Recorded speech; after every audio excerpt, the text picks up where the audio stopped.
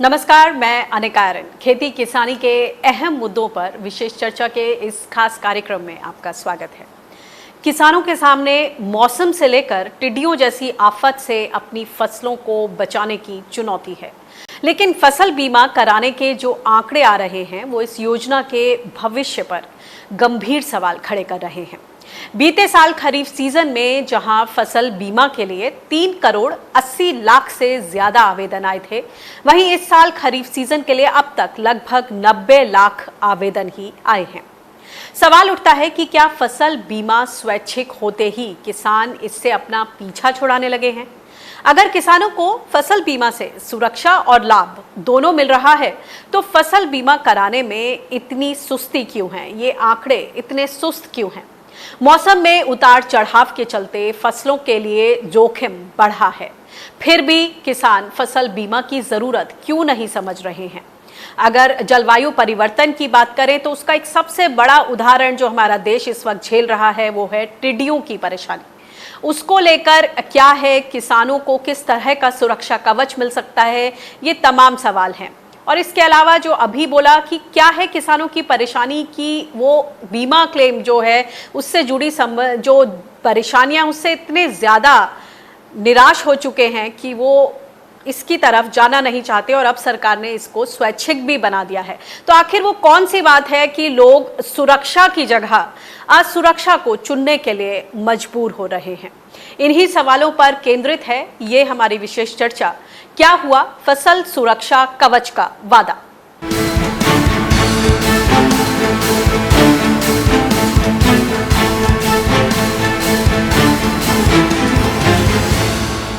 और इस खास चर्चा में हिस्सा लेने के लिए हमारे साथ खास मेहमान मौजूद हैं। हमारे साथ हैं सिराज हुसैन, जो कि एक्स एग्रीकल्चर सेक्रेटरी हैं, भारत सरकार में ये कृषि मंत्रालय में पूर्व सचिव रहे हैं। हमारे साथ बलबीर सिंह ठाकन जी हैं, जो कि प्रदेश सचिव हैं अखिल भारतीय किसान सभा हरियाणा प्रदेश के। आप दोनों का बहुत बहुत स्वागत है।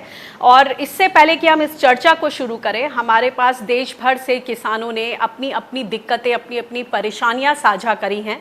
हम उनको सुनते हैं। ये है हमारे साथ नंदलाल मीणा जी, जिन्होंने दादरी जयपुर से हमें अपना ये वीडियो भेजा है। आइए सुनते हैं। स्वेच्छा से जो बीमा कराने वाली बात जो सरकार ने कही थी, भारत सरकार ने, लेकिन उसकी एक तीसरी इसलिए कर ली उन्होंने। 8 तारीख तक ये घोषणाएं थी किसानों के पास में भर ली। उस घोषणा का कोई माध्यम नहीं है कि जिसने अगर नहीं लेना है वो लिख करके दे, नहीं बाकी स्वेच्छा से सारे किसानों के बीमे कर दिए। वही पुरानी वाली जो ढाल जो इन्होंने अपना रखी थी उसी को वापस रिपीट करके और किसानों को भ्रमित कर दिया।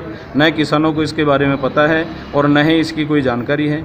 पिछले साल भी हमारा कोई बीमा नहीं मिला और जब से ये बीमा राशि काटते हैं न किसान को पता है और न किसान को आज दिन तक कोई बीमा राशि मिली है तो सिर्फ इस हिसाब से कि जो तहसील और पटवारी और बैंक के माध्यम से किसी के बैंक की गलती बता रहे हैं, किसी की पटवारी की गलती बता रहे हैं, तो किसी के तहसील की गलती बता रहे हैं। तीनों का किसान बार बार चक्कर लगा कर थक गया और किसान की आज दिन तक किसी ने सुनवाई नहीं की। तो आपने सुना ये केस स्टडी, ये नंदलाल मीणा जी अपनी बात रख रहे हैं कि बेसिकली तहसील, पटवारी और बैंकों के बीच चक्कर लगा कर ये थक गए हैं। डॉक्टर बलबीर, आप हमारे साथ हैं। डॉक्टर बलबीर, किसानों के ऐसे जो फसल बीमा से जुड़े तमाम इश्यूज हैं, मुद्दे हैं, उनको अपनी लीगल एडवाइस भी देते हैं और उनके मुद्दे लड़ते हैं और हम उनसे समझते हैं। डॉक्टर बलबीर, ये बताएं कि जिस तरह से ये दिक्कत सामने आई है, ऐसे अनगिनत किसान हैं देश भर में। खास बात यह है कि इस योजना को स्वैच्छिक बना दिया। काफ़ी दिनों से इस पर प्रेशर था किसान संगठनों का। अंततः किसानों को ये राहत मिली है। सरकार कहती है कि हमने आपको ये राहत दी, स्वैच्छिक कर दिया। मगर सवाल यही कि स्वैच्छिक होने के बावजूद इसको लेकर कितनी जागरूकता बैंकों की तरफ से, कितनी प्रोएक्टिवनेस, और अल्टीमेटली किसान वहीं का वहीं खड़े हैं। वो फील कर रहे हैं कि उनको कुछ भी राहत नहीं मिली है स्वैच्छिक फ्रंट पर। प्रश्न स्वैच्छिका कम है। इस बात का है कि जो कुछ व्यवस्थाएं हैं वो होती है, व्यवस्था धरातल पे नहीं आती। अब स्वैच्छिक आज किया है इसको, 31 तारीख इसकी आखिरी है। 7 दिन पहले तक किसान को सूचना देनी है। किसान को जानकारी नहीं है ये स्वैच्छिक है या कंपल्सरी है।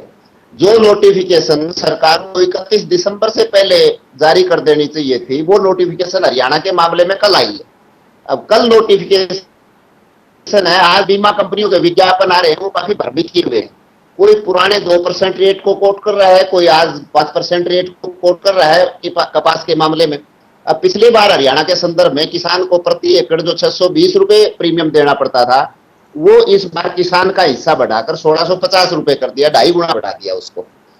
जो बीमा क्लेम 1 अप्रैल से लागू होता है, उसका प्रीमियम कटेगा 31 जुलाई को। 4 महीने तक जो नुकसान हुआ किसान का, उसकी भरपाई के लिए कोई व्यवस्था नहीं है। तो सिर्फ हमारा संगठनों का ये महसूस किया हमने इतने लंबे समय से कि ये बीमा कंपनी सरकार द्वारा जो प्राइवेट प्लेयर्स हैं, जो पूंजीपति हैं, उनके मुनाफे को सुनिश्चित करने के लिए ये योजना है, ना कि किसान को कुछ के लिए। हरियाणा के संदर्भ में पिछले 2-3 सालों के आंकड़े हमारे पास है। 13.5 लाख किसानों का बीमा हर साल कटता है और 1.5 लाख किसानों का लॉस असेस किया जाता है, और उसमें भी हजारों किसान कोर्ट के, कचहरी के, डीसी के, डायरेक्टरेट के चक्कर लगाता रहता है। उनके क्लेम मंजूर होने के बावजूद भी उनको नहीं मिलते, कोई सुनने वाला नहीं है। तो सिर्फ ये कागजी योजना है, पूंजीपति जो हैं उनको फायदा पहुंचाने की योजना है, इससे ज्यादा ये कुछ नहीं है। जी, हमारे पास एक और वीडियो क्लिप भेजा है एक किसान भाई ने हरियाणा से। युद्धविंदर सिंह जी हैं, मोना गांव सोनीपत से। आइए उनको सुनते हैं, उनकी क्या शिकायत है। स्कीम तो बहुत ही अच्छी है, परंतु इसमें बहुत सी खामियां हैं। सरकार के द्वारा इसको स्वैच्छिक भी कर दिया गया है। स्वैच्छिक से तात्पर्य यह है कि कोई किसान चाहे तो अपनी फसल का बीमा करवा ले, वो अच्छा लगता हो तो, और ना चाहे तो वो ना करवाए। मगर यहाँ पे इस क्षेत्र में, सोनीपत जिले में, मैं खुद ये मान लो 5 जुलाई तक के आसपास में बैंक में गया था, तब तक भी किसी बैंक के पास गवर्नमेंट का ये नोटिफिकेशन नहीं पहुंचा था कि ये बीमा स्वैच्छिक है, आप चाहो तो करवा लो या ना चाहो तो मत करवाओ। यहाँ अभी तक कोई नोटिफिकेशन नहीं आया है। किसानों को ये ना चाहते हुए भी बीमा करवाना पड़ रहा है।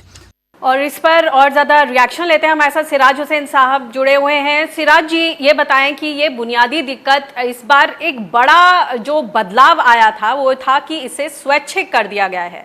अब स्वैच्छिक को लेकर जिस तरह की सरकार की तरफ से तैयारी होनी चाहिए थी, वो ग्राउंड पर नदारद दिख रही है। यहाँ पर हमने इनको बोलते सुना कि 5 जुलाई तक बैंक के अधिकारियों तक को ये जानकारी नहीं थी। और इसके अलावा इससे पहले भी नंदलाल मीणा जी का भी राजस्थान से यही कहना है, बल्कि राजस्थान में तो बाकायदा एक गाड़ी को हरी झंडी दिखाकर रवाना किया गया कि गांव-गांव ये गाड़ी जाएगी और लोगों में जागरूकता लाएगी, उनको ये बताएगी कि ये स्वैच्छिक हो गया, लेकिन फिर भी आपके हित में है कि आप इस सुरक्षा कवच को ले। आपकी प्रतिक्रिया? देखिए, इस योजना के बारे में बहुत ज़्यादा गलतफहमियां हैं और उसमें हम कहेंगे कि किसी हद तक मीडिया भी उसके लिए जिम्मेदार है, क्योंकि वो एक तरफा बात लोगों तक पहुंचाता है।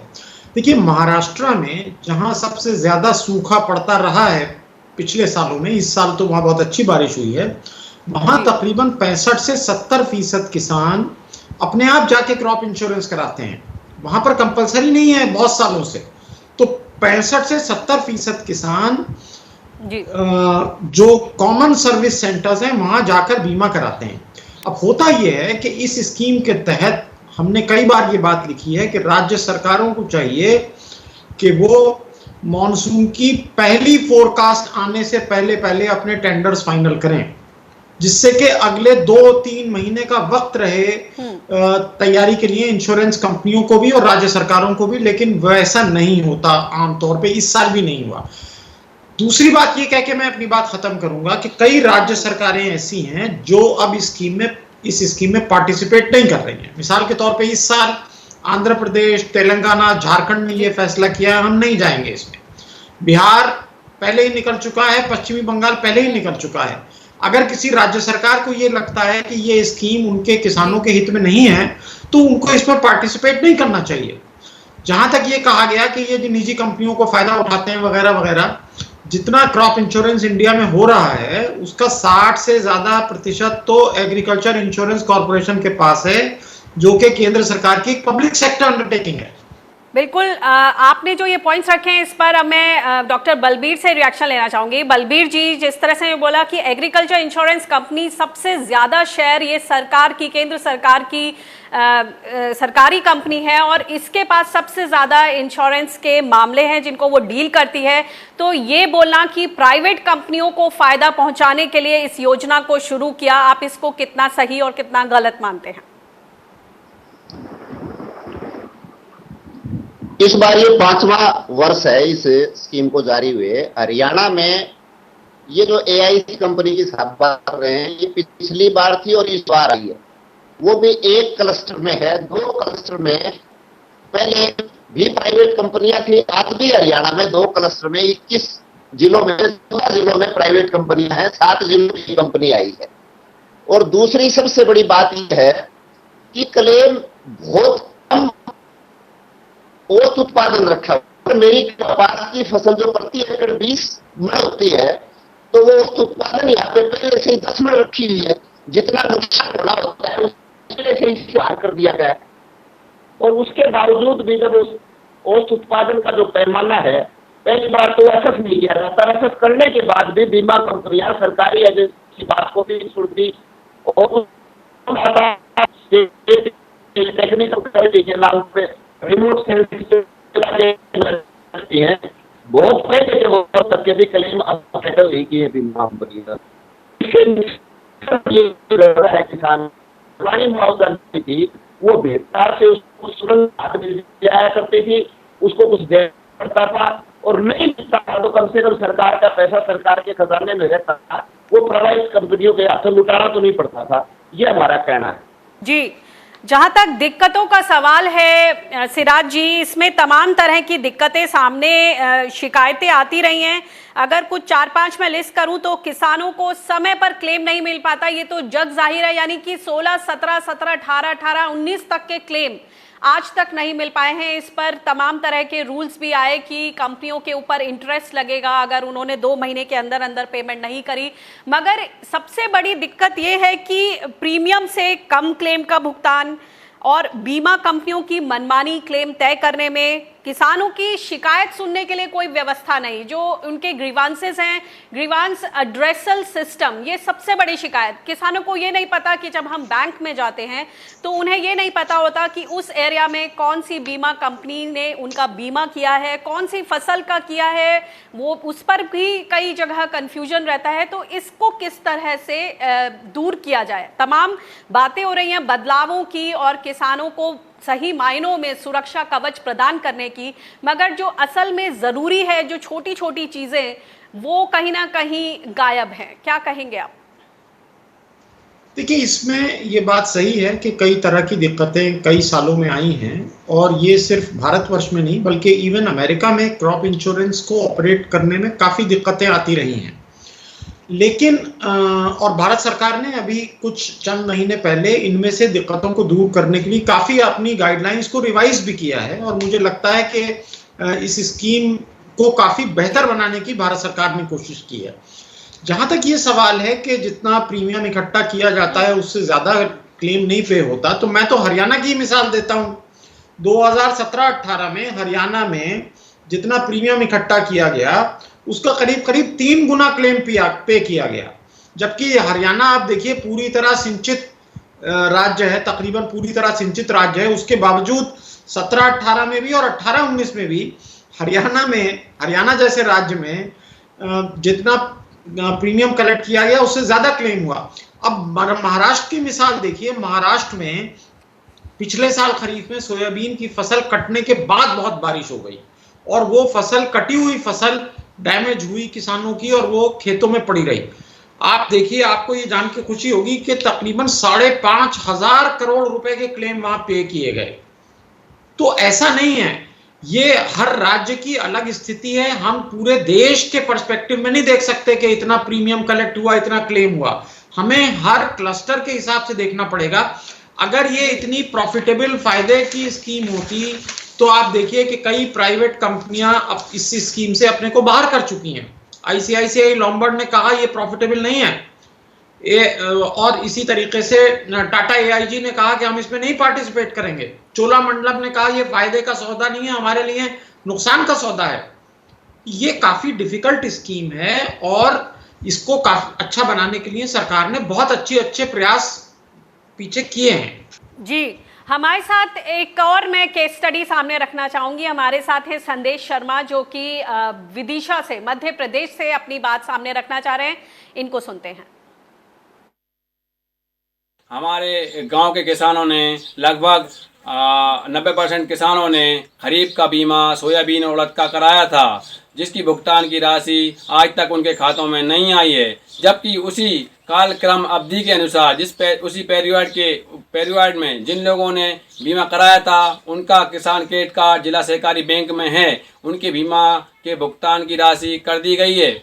जबकि हमारी राशि हमें प्राप्त नहीं हुई है। या तो हमारा बीमा नहीं हुआ है, या अगर बीमा किया गया है तो हमें हमारी भुगतान की राशि क्यों प्राप्त नहीं हुई है, ये जांच का विषय है। इस विषय में मैंने बैंक के कर्मचारियों से ये जानने की कोशिश की कि हमारी भुगतान की राशि क्यों नहीं आई। उनका जवाब था कि हमारा रोल इस किसान बीमा राशि में कुछ भी नहीं है, ये राशि ऊपर से ही डली है। हमने इसकी जो जी, तो यहाँ पर इनको ये आशंका है कि जिन लोगों का केसीसी, जिन्होंने उसके जरिए जो लोन पर केसीसी पर जो लोन लिया है, वहाँ पर फसल बीमा जो पॉलिसी है वो आ गई है, और जिन लोगों ने लोन नहीं लिया है उन लोगों की जो पॉलिसी है वो अभी तक उनके हाथ में नहीं आई है, उनके आईडीज नहीं मिले हैं। फाइल के बारे में पता करने जाते हैं तो बैंक अधिकारी कहते हैं कि ऊपर से ये आया है। अब उनको ये समझ नहीं आ रहा है कि ये ऊपर क्या है, कहाँ जाके शिकायत करें।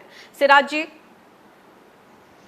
देखिए, ये जो जिला स्तर की बात है इसके बारे में हमारा कुछ कहना मुनासिब नहीं होगा, ये तो जिले के ऑफिसर्स बता सकते हैं। लेकिन हम मध्य प्रदेश के बारे में एक इंटरेस्टिंग बात आपको ये बताते हैं कि 2017-18 में मध्य प्रदेश में 4,800 करोड़ रुपए प्रीमियम आया और 5,800 करोड़ रुपए क्लेम पे हुआ, यानी कि 1,000 करोड़ रुपए ज्यादा पे हुआ। 18-19 का राज्य सरकार ने बहुत, 1 साल से भी ज्यादा तक राज्य सरकार ने प्रीमियम की सब्सिडी नहीं दी 18-19 की। तो इस स्कीम की एक बहुत बड़ी समस्या यह है कि जब तक राज्य सरकारें समय पर सब्सिडी नहीं रिलीज करेंगी तब तक जाहिर है कि इंश्योरेंस कंपनी क्लेम नहीं सेटल कर सकती हैं। एक बात और कहना चाहूंगा मैं, पश्चिमी बंगाल, बिहार इस स्कीम से बाहर हो चुके हैं, और जैसा कि मैंने कहा आंध्र प्रदेश, तेलंगाना भी बाहर हो चुके हैं। हमें यह भी देखना चाहिए कि जो राज्य इससे बाहर हो रहे हैं उन राज्यों में अगर डैमेज होती है फसल तो क्या व्यवस्था है, और अगर फसल डैमेज नहीं होती है, फर्ज करिए कि मॉनसून नॉर्मल है, कोई बीमारी नहीं लगती है, फसल डैमेज नहीं होती है, तो जो प्रीमियम की धनराशि बच रही है राज्य सरकार के पास, क्या उसको कृषि में खर्चा किया जा रहा है? इसको हम भी अपने रिसर्च में इन्वेस्टिगेट करेंगे आगे चल के। जी, हम एक बार डॉक्टर बलबीर के पास जाना चाहेंगे। बलबीर जी, जिस तरह से सिराज साहब ने ये बात हरियाणा का ये एग्जाम्पल रखा, उनका कहना है कि वहाँ पर क्लेम, अच्छे खासे क्लेम मिले हैं लोगों को, और ये आप ही का मैसेज था कि हरियाणा में पिछले 4 वर्षों में औसतन 13.5 लाख किसानों का बीमा हुआ है और क्लेम महज 1.5 लाख किसानों का आता है। क्या कहेंगे? सिराज जी को जो इंफॉर्मेशन है हरियाणा के बारे में कि प्रीमियम कलेक्टेड से ज्यादा क्लेम जारी हुआ है, ये सच नहीं है। डिपार्टमेंट से आरटीआई के तहत हमारे आंकड़े हैं, कोई भी साल ऐसा नहीं है कि जितना प्रीमियम आया है उससे फालतू क्लेम दिया गया हो, बल्कि हमेशा कम क्लेम दिया गया है। और स्पेसिफिक बात एक सिराज जी से मैं ये जानना चाहूं कि सेशन शुरू हुआ 1 अप्रैल से और प्रीमियम कटेगा 31 जुलाई को। फसल के 4 महीने डालिए, उस दौरान जितनी फसल मारी गई आंधी से, तूफान से, ओलावृष्टि से, जल भराव से, उसका कोई इंटरटेन करने वाला नहीं है ना। मुफ्त में उसको बीमा प्रीमियम देना पड़ रहा है किसान को, उसका कोई नहीं सुन रहा है ना।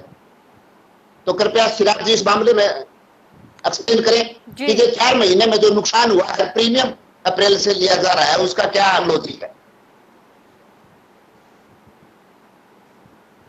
जी सिराज जी, आप इस पर रिएक्ट करना चाहेंगे कि बेसिकली प्रीमियम 1 अप्रैल से कटी, नुकसान की भरपाई की बात 1 अगस्त से लागू, जो बीच के जो ये गैप पीरियड है इसमें क्या, जबकि हम देख रहे हैं कि किस तरह से मौसम करवट बदल रहा है, तमाम तरह के जलवायु परिवर्तन से जुड़ी दिक्कतें। देखिए, मुझे नहीं मालूम इस साल का 20-21 का हरियाणा ने नोटिफिकेशन जारी भी किया है या नहीं। जैसा कि मैंने शुरू में कहा कि मॉनसून की फोरकास्ट आने से पहले टेंडर फाइनल होना चाहिए। तो अगर राज्य सरकार ने नोटिफिकेशन ही जारी नहीं किया है तो जाहिर है कि इंश्योरेंस तो अभी शुरू ही नहीं हुआ, तो क्लेम मिलने का कोई सवाल पैदा नहीं होता। जहां तक आंकड़ों की बात है कि कितना क्लेम मिला, मैं ये गुजारिश करूंगा कि ये अनस्टार्ट क्वेश्चन नंबर 321 लोकसभा का देख लें, जो कि 4 फरवरी को उत्तर दिया गया है। ये राहुल गांधी जी ने प्रश्न पूछा था। इसके जवाब में जो माननीय कृषि मंत्री जी ने कहा है वो जरा सा देख लिया जाए, जिससे कि ये मालूम हो जाएगा कि किस स्टेट में कितना प्रीमियम आया और कितने क्लेम पे हुआ। राइट।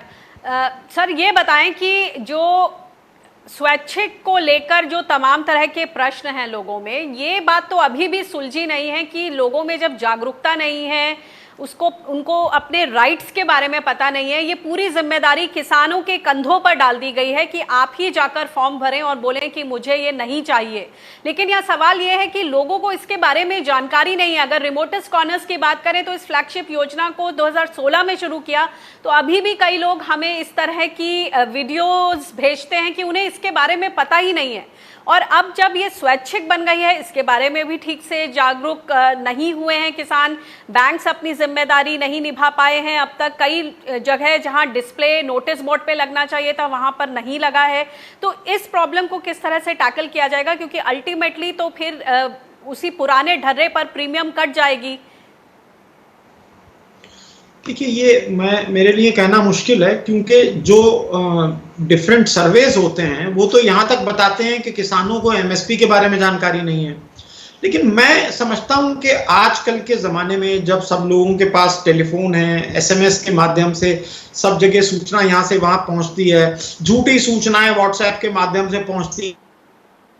जी, तो आपका कहना है कि इतनी तमाम तरीके हैं सूचनाओं को पहुंचाने के, इसमें जरूर कुछ ना कुछ प्रोएक्टिव मेजर्स लिए जाने चाहिए सरकार की तरफ से, बैंक अधिकारियों की तरफ से।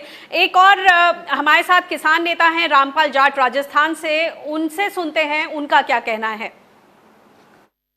भारत सरकार ने ये तो घोषित कर दिया कि हम इसको स्वैच्छिक कर रहे हैं और इसके लिए हमने संशोधन कर दिया है, लेकिन वास्तव में इसको स्वैच्छिक किया नहीं। और भारत सरकार यहाँ भी चतुरतापूर्ण व्यवहार कर रही है किसानों के साथ। टिड्डियों का नुकसान की भरपाई की कोई व्यवस्था ही नहीं है। फिर भारत सरकार, राजस्थान सरकार ये कह रही है कि हम इसको डिजास्टर मैनेजमेंट फंड, आपदा राहत कोष में से किसानों को सहायता देंगे। तो जो आपदा राहत कोष की राशि है उससे तो किसानों के नुकसान होने पर आंसू भी नहीं पहुंचे जाते। डॉक्टर बलबीर, आपसे समझना चाहेंगे, ये बहुत ही बुनियादी सवाल है। जैसे हम देख रहे हैं जलवायु परिवर्तन की बात कर रहे हैं, इसका एक सबसे बड़ा उदाहरण जो हमारा देश इस वक्त झेल रहा है, कम से कम उत्तर भारत में पंजाब, राजस्थान, हरियाणा, मध्य प्रदेश तक टिड्डियां पहुंच गई। जो टिड्डियों जैसी समस्या और उससे उपजा जो नुकसान है किसानों को, उसको किसके अंतर्गत लाया जाना चाहिए? आपको लगता है कि फसल बीमा में किसानों को राहत दी जानी चाहिए? ये जो स्थानीय आपदा की बात है, जिसमें लोकल प्रीलिप में जल भराव से और ओलावृष्टि से फसल को कवर किया जाता है, वो तो स्कीम में लिखा हुआ है। सिराज जी इस मामले में बड़ी चतुराई से बरत रहे हैं, बल्कि एक्सेप्ट भी कर रहे हैं कि 1 अप्रैल से लेके 1 अगस्त तक 4 महीने में जिस भी चीज से नुकसान हुआ उसकी तो भरपाई की ही नहीं जा सकती। फिर वो प्रीमियम 1 अप्रैल से क्यों लिया जा रहा है? उन 4 महीनों के प्रीमियम को जिसमें से कटौती करनी चाहिए। रिस्क कवर तो हमारा भी 3 महीने का ही हुआ फसल का, 4 महीने का तो नहीं हुआ जो 7 महीने की फसल है। इस पे ये खामोशी है। और टिड्डी दल तो निश्चित बात है इसके अंदर जो उसमें कवर ही नहीं है ना, तो ये सबसे बड़ी इसकी खामी है। और दूसरी बात है ये जो मैकेनिज्म की है। बात आपसे आखिरी कमेंट चाहूंगी कि जी सर ये बताएं कि क्रॉप डाइवर्सिफिकेशन की बात होती रहती है और हमारे पास जो नोटिफाइड क्रॉप्स हैं उन्हीं पर फसल बीमा की सुविधा है। अगर किसान कुछ एक्सपेरिमेंटल क्रॉप करना चाहे तो उसमें किस तरह का प्रावधान, क्या सुझाव देंगे, क्योंकि उसके बिना क्रॉप डाइवर्सिफिकेशन का जो सपना है, जो लक्ष्य है, वो कैसे पूरा होगा? ये सबसे बड़ा दुर्भाग्य है। हरियाणा में 4 फसलों को खरीफ के मामलों में और 5 फसलों को रबी के मामलों में नोटिफाई किया हुआ है। बाकी जो फसलें हैं वो स्टेट गवर्नमेंट की लायबिलिटी है कि वो किन किन फसलों को इसके अंदर लेके आए। तो अदर डाइवर्सिफिकेशन पे जाते हैं पे तो हरियाणा सरकार को या किसी राज्य सरकार को उन फसलों को उसमें लेके आना चाहिए, जो कि हरियाणा के मामलों में वो काफी कम है। तो ये नोटिफिकेशन कम है, लेकिन इन चीजों पे जो अंतिम जो बहस है, जो बात है, ये जो व्यवस्था जिस तरीके से संचालित की जाती है, इसमें कोई ट्रांसपेरेंसी नहीं है। औसत उत्पादन का प्रीमियम रेट ज्यादा है, जिसकी वजह से किसान इसके ऊपर ज्यादा भरोसा नहीं कर रहा है।